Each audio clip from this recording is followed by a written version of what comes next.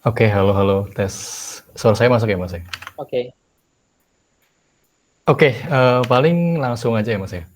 Oke, paling, sebenarnya thank you ya udah tadi dari Mas Arif ngejelasin tentang materi-materinya tentang, apa namanya, persoalan dunia remote gitulah ya. Oke, paling, di sini saya mau bertanya, eee, ke Mas Arif gitu ya. Nah, paling di sini kalau misalnya dari Mas Arif itu mulai dari awal lagi gitu ya, dan katakanlah posisinya saat ini udah kerja, tapi masih IDR ya, kurensinya gitu ya. Kayak terus kira-kira apa yang bakal Mas Arif lakuin saat ini supaya bisa transisi kerja ke remote di luar negeri? Ya, terutama dengan personal opini ya, Mas, ya. Jadi kayak, apa namanya, misalnya kayak ngerapin porto dulu, atau sebar proposal ke Upwork, atau sebar-sebar di LinkedIn, atau gimana gitu. Kayak langkah awalnya apa sih gitu sih untuk melakukan, dapat kerja remote di luar negeri gitu. Nah gitu sih paling sih. Gimana? Oke. Ini sekarang kerjanya IDR-nya ini, bagian apa? Maksudnya programmer atau Programmer developer? programmer, Mas. Oh, Ya. maksudnya dari programmer kita pengen ke programmer lagi ya? Iya, programmer lagi, Oh ya, tapi yang luar negeri oke, gitu, heeh. siap.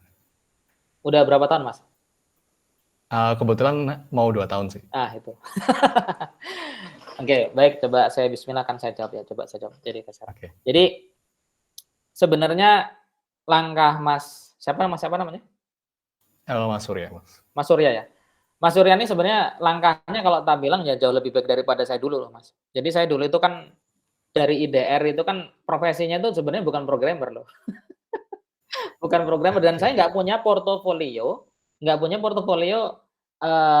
kerja gitu kan, nggak punya portofolio kerja saya pernah mengerjakan apa gitu enggak. Bahkan portofolio dulu yang tak pakai tuh unik, portofolio saya membimbing siswa dulu lomba dan itu sebenarnya portofolio itu adalah bukan murni kerjaan saya. Jadi kayak siswa buat demo gitu ya, buat demo gitu saya ada bugs-bugs yang bikin saya cuma ngomong di sini saya cuma nge-fixin bug gitu kan. Jadi kadang portofolio itu kayak antara apa ya, hanya seperti kunci loh Mas, kunci apa ya, kunci agar kita di-interview. Intinya adalah goals kita adalah bagaimana caranya kita bisa nyampe ke tahap interview itu. Intinya di situ ya. Jadi kayak kalau untuk misalnya step by step-nya apa yang ditanyakan ya intinya adalah ketika sekarang udah kita kerja IDR-an, itu adalah kita ya pasti ngerapiin portofolio.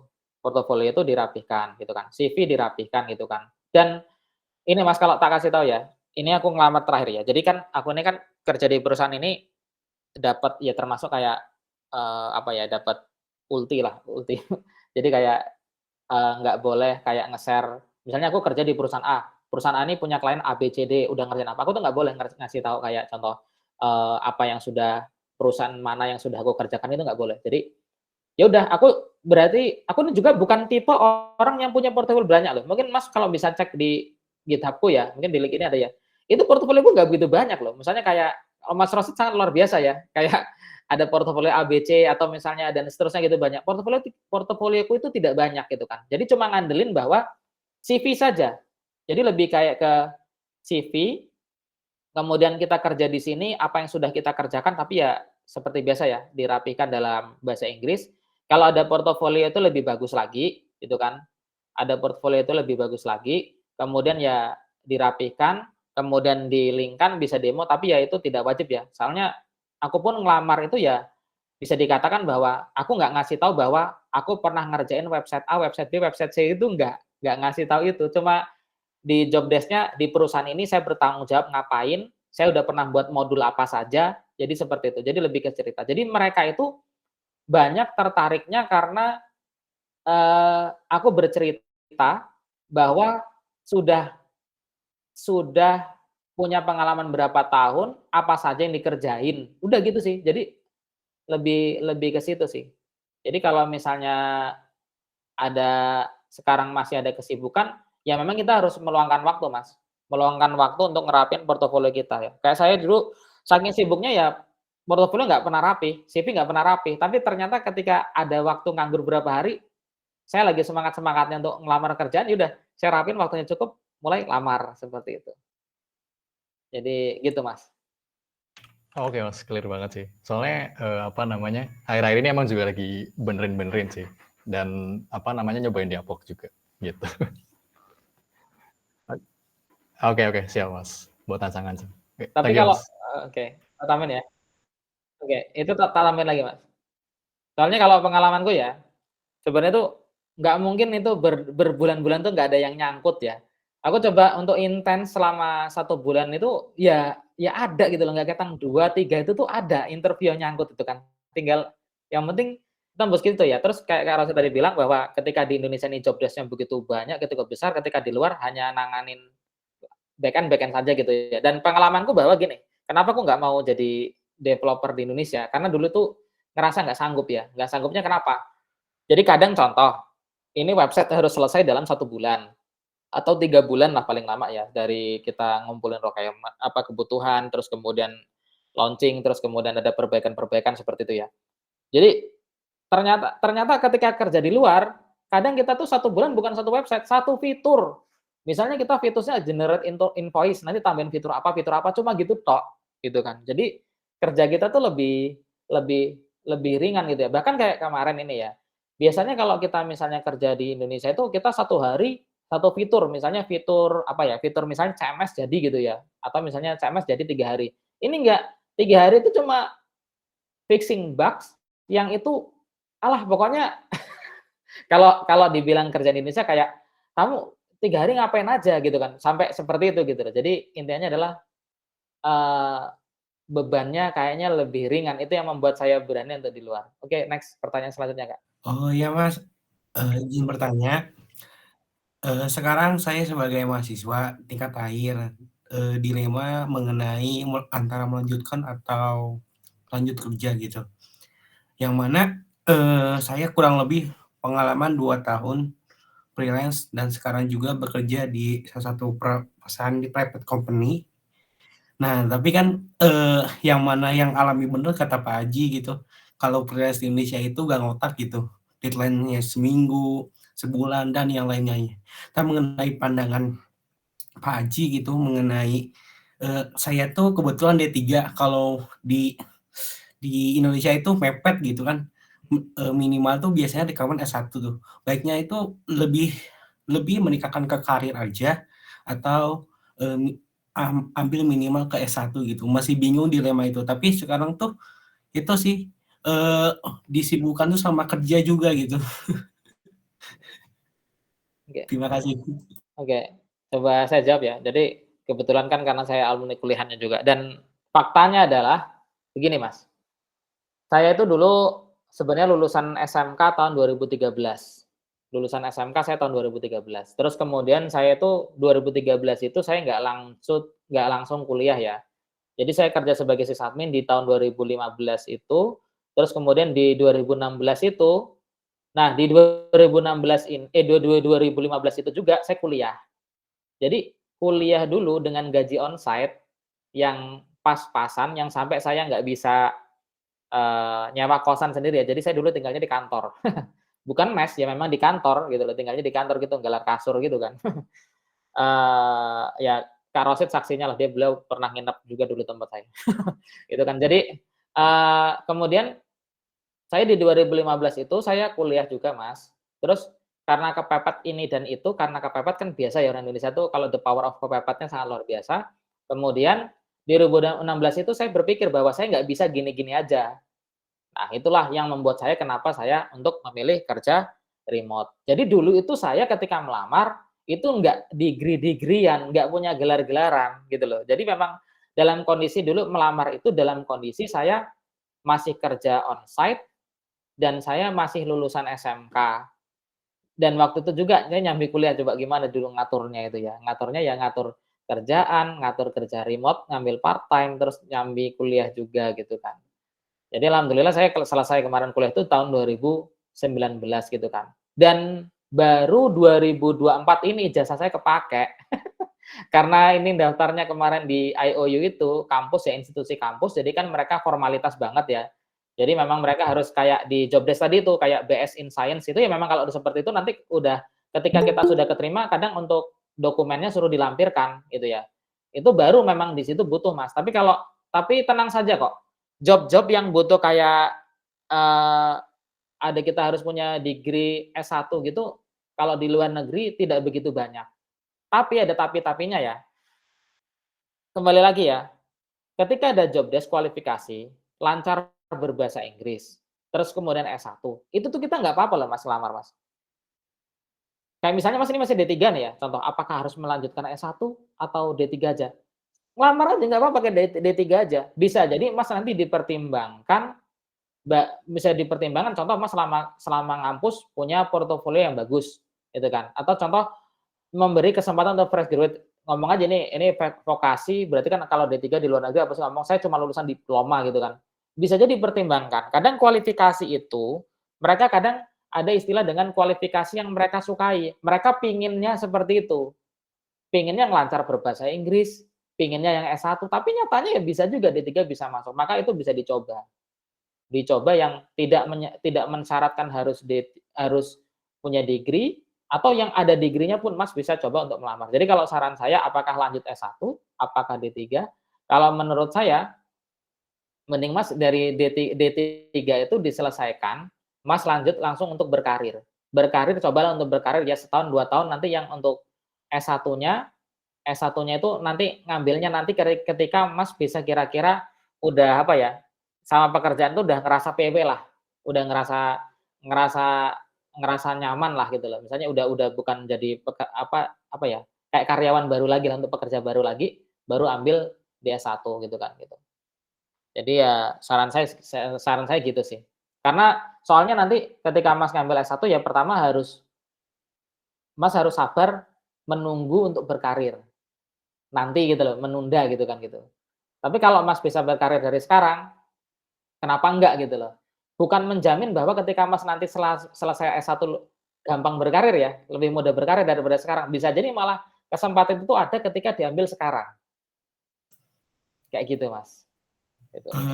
Makasih Mas. Apalagi apalagi ya sekarang ya, S1 itu kan ada, eee, kalau di kampus-kampus ada yang dia namanya program RPL. Siapa tahu dari hasil dari kerja Mas itu nanti bisa dikonversikan ke SKS. Siapa tahu ya setiap kampus punya kebijakan masing-masing ya. Jadi seperti itu Mas. Jadi itu bisa meringankan SKS Mas ketika S1 nanti. Betul betul Mas. Terima kasih Mas atas gambarannya Oke. gitu.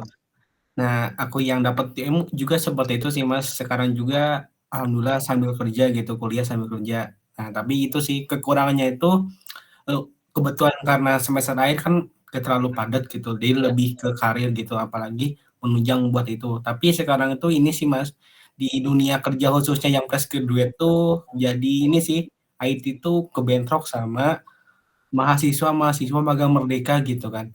Nah, di dalam segi magang merdekanya banyak rekrutmen gitu, tapi pas fresh graduate-nya gitu malah minim gitu perusahaan untuk menerima. Apalagi contohnya aku magang di satu tempat, pas lulus ditanya lagi ada lowongan kerja gak ada gitu. Ya ini kan dalam negeri ya Mas ya. Nah gitu loh. Ya itulah gitu. Ya, baik. Mas, saya kan pernah bekerja nih beberapa kali di sebuah proyek di Indonesia dan perusahaan. Itu normal pakai ijazah SMA. Namun belakangan ini agak sulit gitu kan untuk dengan requirement yang makin menggila gitu kan dan HRD yang mulai nggak masuk akal permintaannya.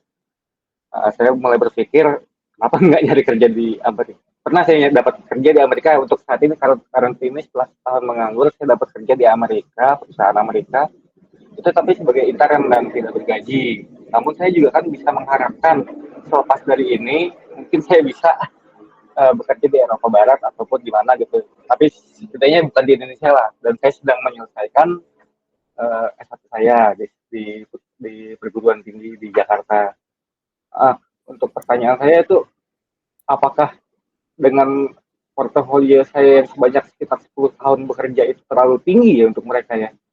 Dan kalau di Inggris saya juga pernah ngelamar gitu, mereka pada nolak loh. Inggris dan Jerman mereka bilangnya hanya khusus untuk penduduk Jerman bilang gitu. Dan PHP juga basicnya dan Ravel juga, itu aja sih. Mohon pengarahannya deh. Saya kurang begitu paham soalnya kalau untuk di luar negerinya. Oh iya Mas, saya mau tanya itu 10 tahun itu pengalaman kerja itu apa gimana itu? Iya kerja. Kerja sebagai Berpengalaman 10 tahun di bidang IT, programmer, full stack, back end, front end, pernah semua. Oh ini berarti lebih veteran daripada kita Kak. gitu kan gitu. Eh, Mungkin ya itu nggak apa-apa, maksudnya kan iya.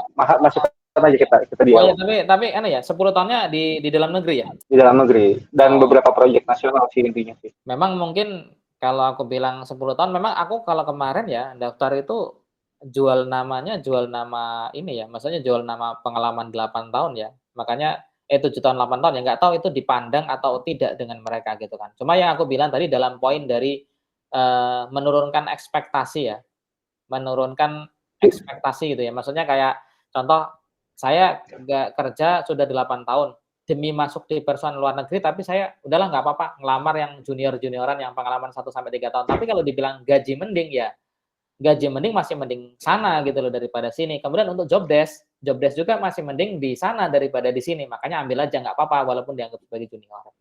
Terus kalau dibilang 10 Iya sih, tahun saya udah di decline sih, sering di terus decline kalau yang di LinkedIn Indonesia. oh ya, oke. Saya coba di Amerika bisa sih, Heeh, iya. dapat tapi belum berbayar gitu. Mhm. Iya, coba kalau yang untuk itu, untuk yang kadang melihatnya mungkin sudut pandangnya berbeda ya. Kalau dari LinkedIn Indonesia, perusahaan Indonesia mungkin melihatnya ini kayak ngelihatnya 10 tahunnya, oh over spec-nya gitu kan. Kalau di Eropa bisa jadi yang dilihat bukan poin itunya, Mas, gitu loh. Bisa jadi bukan poin itunya ya. Bahkan ini ya, tak kasih tahu ya.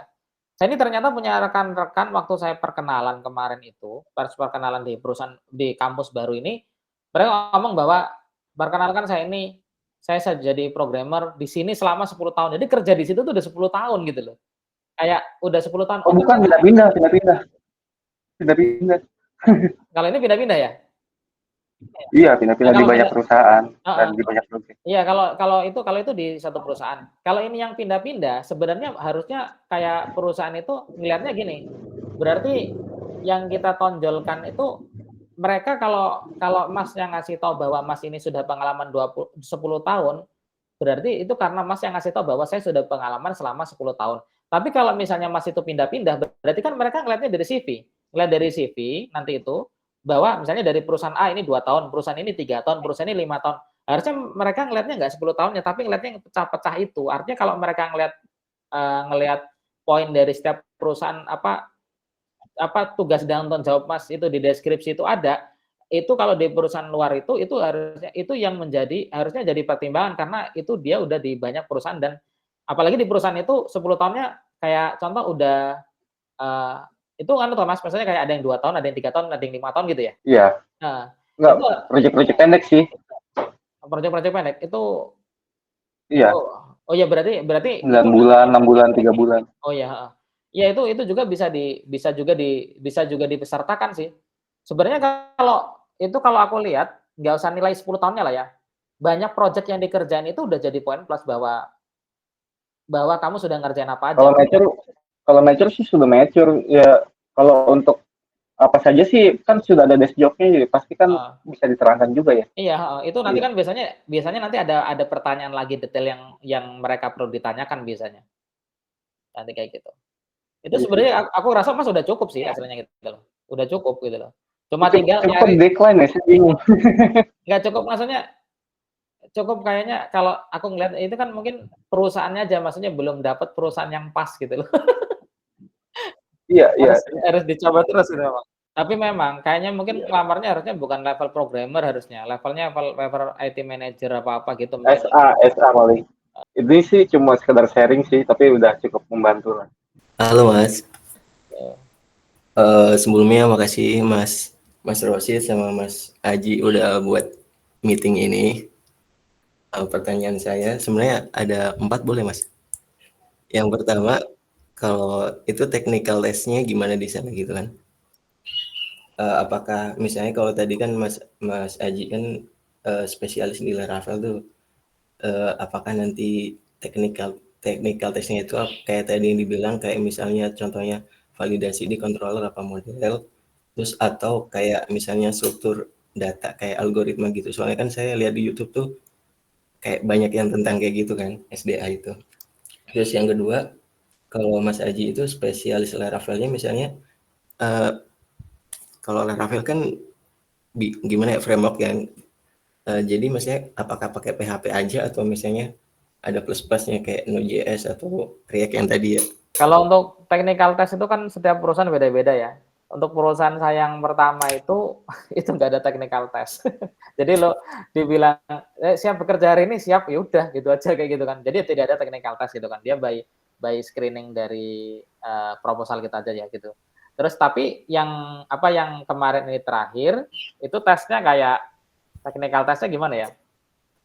Technical testnya lebih kayak ke lisan ya, tanya jawab gitu. Terus kemudian gini, terakhir itu dikasih pertanyaan kayak tentang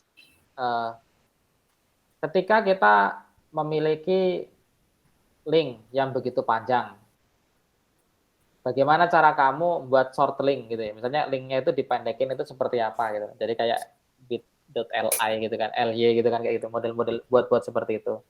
Terus habis itu aku jawab kan, yaudah kita tinggal handle di rute. Oh, kamu handle-nya gimana gitu kan. Nah, terus ya udah aku sama dia coba share screen. Ya udah, itu live langsung kan. Jadi aku buka text editor, ketik rutenya begini, nanti diarahkan ke sini gitu kan. Terus gitu. Terus kamu nanganin pakai apa gitu kan gitu. Pakai regek aja. Gitu kan. Pakai regular expression terus. Lah kalau datanya ada 50, ada 100, masa pakai regek? Ya nanti bisa pakai database.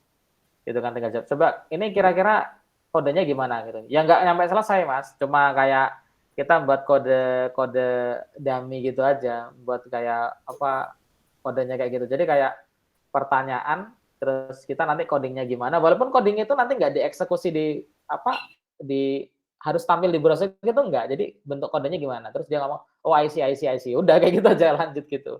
Terus kalau ada juga yang kemarin itu aku ikut tes, jadi tesnya kayak malah tesnya tuh judulnya Laravel ya, tapi tesnya tuh kayak PHP biasa ya.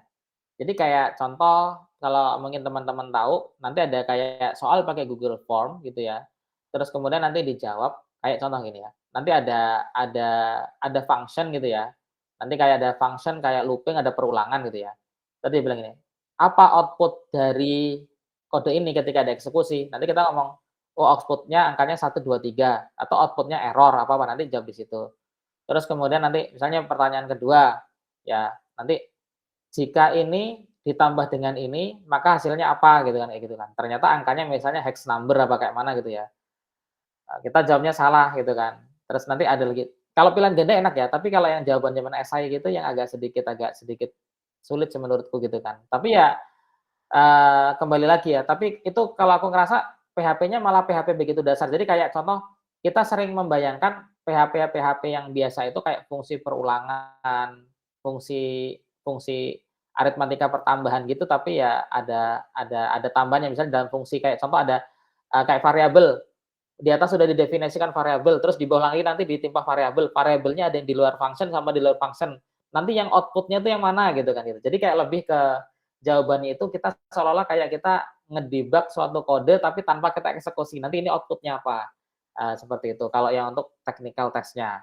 Terus kemudian kalau saya sendiri kan aku bilang tadi ya, kalau lihat di job itu kan atau lihat dari deskripsi Karosel kasih itu hanya dengan Laravel saja. Sebenarnya saya ini cuma spesialis ya Laravel saja tok gitu loh. Jadi dari dulu itu saya cuma Laravel aja. Jadi bahkan saya tanya ke teman itu, Laravel ada JS yang lain nggak? Ya enggak, cuma Laravel aja. Lah katanya apa ada Vue.js-nya. Vue.js-nya paling untuk filter apa untuk form. Banyak nggak? Ya enggak sih, cuma beberapa aja sebutuhnya aja gitu kan. Jadi kalau kita di hire-nya itu sebagai Laravel developer, ya itu udah pasti utamanya itu Laravel gitu loh. Terus kalau misalnya ada misalnya lebih disukai dia bisa React atau Vue, itu porsinya tidak begitu banyak gitu loh. Tapi intinya adalah yang penting bisa Laravel sama apa? JavaScript Vanilla JS itu yang udah pasti ya. Mungkin atau ada yang kalau kita misalnya mau nanganin yang legacy gitu ya jQuery lah, itu masih bisa kepake gitu loh. Tapi intinya adalah ketika kita judulnya Laravel developer itu utamanya tetap Laravel, maka yang JS-nya itu hanya tambahan-tambahan saja. Tadi sorry Mas, tadi saya sempat barusan sempat disconnect bentar. Tadi kan jadi pertama tadi kan beda-beda ya, maksudnya technical testnya beda-beda, bahkan ada yang nggak ada kan. Terus tadi ada yang live coding pun juga mungkin kayak mereka cuma mau memastikan aja nih bisa nggak gitu ya, bisa bilang gitu ya. Terus tadi barusan saya nangkap sedikit JS-nya mungkin bumbu-bumbu aja gitu ya. Nah, Oh, kalau oke, yang oke. kalau yang sekarang beda, Mas. Kalau sekarang malah karena judulnya tuh web developer ya, terus disukai bisa Laravel, jadi yang utama PHP, ternyata pas udah dikorek, ternyata yang utama malah Moodle sekarang. PHP-nya hanya sekian persen, apa yang Laravelnya hanya sekian persen saja yang utama malah sekarang Moodle gitu kan. Karena kalau job desk-nya itu di awal Moodle itu pasti yang lamar dikit, makanya PHP. Tapi enaknya perusahaan itu adalah kita di training dulu, gitu loh. Kita ikut Model Academy dulu gitu kan. Ya, sebelumnya makasih buat Mas Aji dan Mas Rosid ya telah mengadakan meeting ini. Oke, langsung saja saya izin bertanya, Mas. Saya ini sekarang memasuki kelas 12 di SMK jurusan RPL ya. Dan untuk saat ini saya kebingungan gitu ke depannya harus bagaimana. Nah, mungkin ada saran dari Mas Azi dan Mas Rosid untuk apa yang harus dipersiapkan dari sekarang hingga lulus nanti, supaya setelah lulus sekolah nanti tuh nggak bingung gitu, dan supaya bisa kerja remote juga. Kelas 12 SMK jurusan apa, Mas? RPL apa? Ya, jurusan RPL. Oke, RPL. Terus sekarang fokusnya ke apa? Senang mainan mobile, apa senang mainan web, apa? Untuk sekarang tuh ada 2 bahasa pemrograman yang lagi didalami, Laravel sama Flutter. Oke. Baik.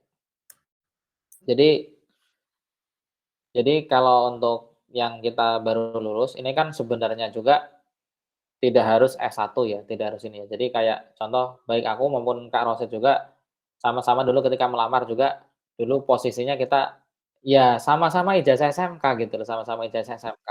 Nah, maka yang modalnya aku juga kan udah kan ya kayak ada punya beberapa siswa itu yang dulu aku didik untuk lomba itu juga aku arahkan untuk portofolio. Jadi kayak portofolio itu kayak contoh pertama kayak case study yang untuk lomba itu jadi portofolio itu contohnya. Atau misalnya mereka senang mainan sendiri, mainan apa, buat studi-studi kasus gitu.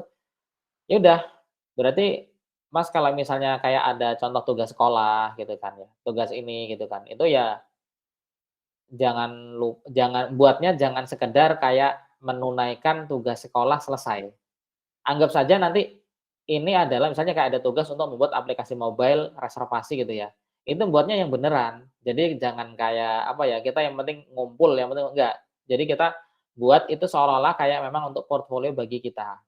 Jadi buatnya yang benar, terus kemudian kalau misalnya bisa syukur-syukur kita bisa publish atau kita bisa demokan atau misalnya minimal kita misalnya hasil-hasil tugas kita bisa post untuk di GitHub gitu ya kan itu. Terus kemudian juga kalau untuk masalah CV di situ, itu bisa mungkin kita mungkin kita yang bisa kita sertakan itu mungkin kayak ketika kita kemarin magang. Magang itu kita bisa sertakan di CV, beserta secara pribadi kita sertakan link-link portofolio kita yang sudah kita buat. Nah, kemudian juga mungkin Mas di sini ketika sekarang gitu ya, tapi kelas 12 ya. Kayak contoh, Mas tinggalnya di mana sekarang? Tinggal di Cianjur, Mas. Oh, di Cianjur ya? Iya. Cianjur gitu kan. Kalau kayak di Lampung ini ya, kayak di Lampung ini juga ada beberapa yang kan ada kan oh ya ini kita belum bicarakan lagi ya. Jadi ada komunitas-komunitas IT itu contoh ya. Ada komunitas-komunitas IT. Kayak contoh komunitas programmer, apa komunitas desainer, atau komunitas bahkan di Lampung ada namanya komunitas science data itu juga ya. Itu mereka membuka peluang untuk kita jadi volunteer. Jadi bahkan ketika jadi volunteer itu kan kita kayak jadi sukarelawan gitu. Misalnya kayak contoh mereka ingin membangun suatu website atau mereka ingin membangun suatu aplikasi. Ya memang kita nggak dibayar ya. Memang kita nggak dibayar ya, cuma volunteeran aja ya. Tapi kita bisa ikut gabung ke komunitas tersebut ya kalau ada. Terus kemudian juga di situ kita bisa kayak misalnya Mas saya bisa kayaknya Mas kalau untuk ngembangin halaman registrasi. Nah, jadi kayak itu juga bisa menjadi portofolio. Jadi lebih ke apa ya? Lebih kayak kita ke prepare portofolio walaupun itu hasil dari belajar atau maupun hasil dari magang atau hasil dari volunteeran. Nah, itu yang mungkin bisa dititik beratkan untuk masalah di CV-nya. Terus melamarnya di mana? Sebenarnya kan ada juga ya kalau kita ngepost, makanya Mas coba join nggak gabung di grup kayak di kami kerja remote itu kadang ada sih di post job-job itu juga ya, itu juga bisa nyoba untuk ngelamar ya. Misalnya walaupun kita orientasinya nggak harus luar negeri ya, kalau dalam negeri ada bisa untuk nambah-nambah pengalaman. Tapi bisa juga ngambil yang luar negeri kalau Masnya memang bisa menembus itu gitu loh. Tapi ya itu, yang penting kita portofolio ada. Sebenarnya untuk kayak di luar negeri pun itu nggak harus apa ya, nggak harus kita punya portofolio pengalaman berapa tahun, nggak sih. Yang penting ada yang misalnya gini, lowongan Laravel developer atau lowongan Flutter developer. Maka yang penting orang ini atau Mas ini tuh udah pernah ngerjain project tentang Flutter ini atau Laravel ini, itu sebenarnya tuh kuncinya. Kuncinya di situ. Nggak harus Mas udah pernah kerja di Indonesia gitu, enggak. Yang penting Mas bisa ngerjain ini gitu kan. Jadi gitu Mas.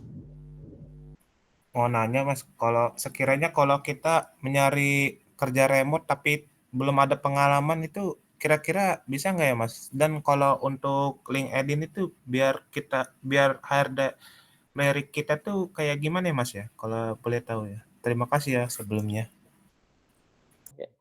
Kalau belum ada pengalaman sebenarnya kuncinya yang buat pengalaman ya. Maksudnya gini, maksudnya pengalaman tuh nggak harus kerja ya. Jadi kayak kita tuh harus punya value ya, ada yang dijual gitu. Maksudnya kayak contoh, lo ini bisa kerja nggak gitu loh. Kira-kira bisa apa, bisa kerjain apa gitu kan. Jadi kadang ini ya, ini contoh sharing aja ya. Dulu tuh saya kalau buka lowongan pekerjaan itu share di grup loker Lampung itu contohnya, itu kadang lucu jawabannya. Misalnya kayak lowongan web developer gitu ya, atau lowongan desainer. Itu kadang kan mereka langsung lamar gini, dikiranya ini diajarin dulu kan Mas, gitu kan.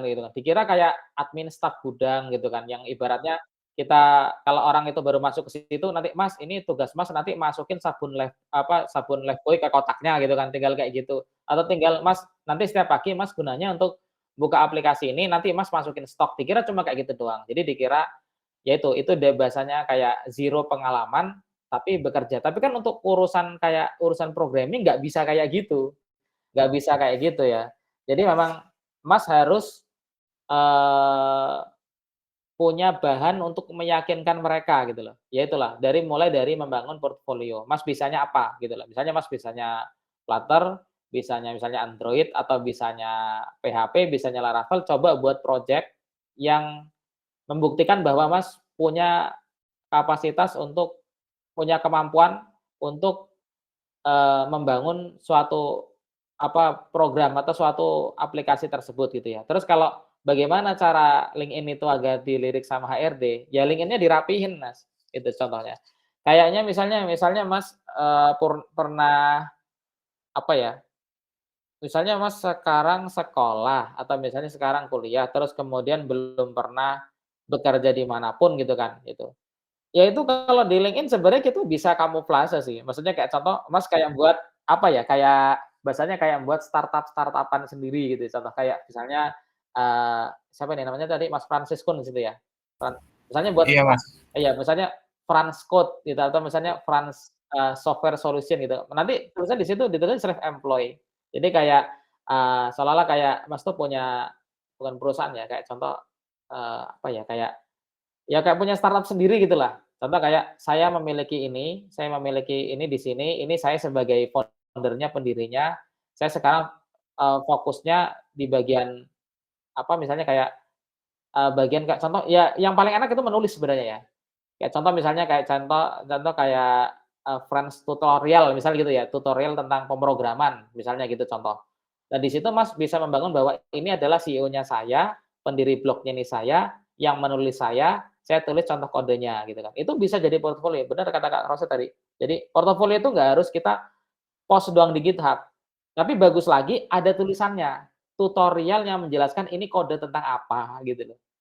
Jadi kayak jadi mungkin bisa seperti itu, Mas. Jadi memang pengalaman itu bisa digantikan dengan bukti. Buktinya apa? Bisa dari tadi portofolio yang dibuat atau kita menulis blog, terus ada kodenya untuk menyatakan bahwa kita ini, bisa dalam stack yang memang dibutuhkan perusahaan tersebut. Siap, Mas. Cuma kalau boleh mau nanya lagi Mas, kalau kita belum ada pengalaman tapi kita bikin fake project itu nggak apa-apa ya Mas ya? Sebenarnya bukan fake sih ya, apa, dummy sebenarnya. Konverter suhu apa tapi kan konverter, maksudnya banyaklah studi kasus gini, misalnya kayak Instagram clone, apa YouTube clone gitu kan, kayak gitu kan. Mungkin perkenalkan dulu, salam kenal Mas Rosid, Mas Aji, saya, Yuga. Saya selama ini kerja di suatu perusahaan, itu kerjaannya mulai dari nol ya, mulai dari bikin domainnya, kemudian nyeting servernya, kemudian bikin hostingnya, dan sampai ke codingnya, sampai akhir. Dari awal, dari ujung sampai ke ujung. Nah, cuman saya dari tadi menunggu pertanyaan sih, teknis bagaimana sih kalau sudah misalnya kerja di luar negeri itu konsepnya seperti apa sih?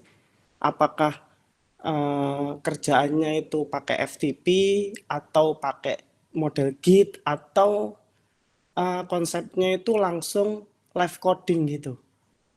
Mungkin itu sih yang bikin saya penasaran. Kalau untuk yang secara umum ya tetap kita kerjain di lokal, terus kita kemudian push ke GitHub gitu kan. Terus kemudian nanti di GitHub itu nanti kan ada auto deploy-nya pakai CI/CD gitu. Terus kemudian jadi kalau ketika kita ngambil job sebagai web developer ya, kalau untuk perusahaan aslinya gitu. Jadi kita udah push ke GitHub, passing testnya selesai, apalagi nanti kan ada kayak auto deploy-nya ya. Nanti ya udah langsung misalnya fitur yang kita tambahkan atau fitur yang kita perbaiki udah langsung online, udah langsung tampil seperti itu. Jadi kita memang fokus cuma coding doang di lokal. Tapi ada juga ya kayak kemarin itu perusahaan saya yang lalu itu dia codingnya nggak di lokal. Jadi kayak kita ada server untuk development gitu ya. Terus kemudian kita kalau pakai VS Code itu kan kita bisa connect ke remote SSH. Jadi kayak live coding itu. Live coding itu, tapi bukan live server ya. Live coding gitu. Jadi dari VS Code-nya itu di-connect-in ke server yang online itu, kita ngodingnya di situ. Tapi ngodingnya tetap di VS Code, tapi kodenya kesimpannya online gitu kan. Nanti dari situ nanti di-push lagi ke GitHub, baru dari GitHub-nya itu nanti kodenya di-pull ke server yang asli, juga seperti itu. Jadi ya yang diurus ya cuma itu sih Mas, maksudnya nggak ngurusin kayak domain server itu kalau itu skill-nya udah DevOps itu, udah beda job lagi gitu. Memang kadang di Indonesia ya gitu, apa, maksudnya kebanyakan kalau, misalnya web kadang masih megang server, bahkan domain kayak semua gitu. Tapi kalau di luar dia memang udah benar-benar spesifik.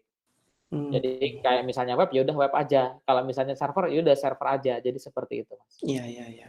Nah, kemudian untuk Laravel itu kan masih monolit ya, jadi Iya. semua interaksi kan jadi satu di sana. Iya. Nah, ketika kita ngoding itu, apakah ketika nge-pull nih ke server lokal kita atau ke laptop lokal kita, itu semua codingan juga bakalan ketarik semua atau seperti apa? Ya iya, semua ketarik semua gitu loh, semua ketarik semua gitu kan. Cuma kan kalau masalah takut konflik dengan yang lain kan nanti ada tugasnya project manager yang manajemen tugas gitu loh. Kayak contoh, ada tugas bagian user management ya, user bagian manajemen ya, terus ada lagi tugas bagian invoice gitu ya. Itu biasanya dikerjakan sama dua developer yang berbeda gitu ya. Jangan ada satu ngerjain bagian user, terus satu lagi ngerjain bagian kontak, itu kan kira-kira masih berhubungan tuh. Itu kan, itu kadang kerjaan itu nggak mungkin dikerjakan dalam waktu yang sama. Biasanya agak yang kira-kira nggak ada impact, yang lain baru dikerjain gitu. Jadi memang tugasnya itu memang nanti ke full semua ya memang iya, jadi seperti itu. Ya bahkan ketika aku udah 8 tahun ini terus kemudian kerja di tempat yang baru ya kayak junior lagi kok.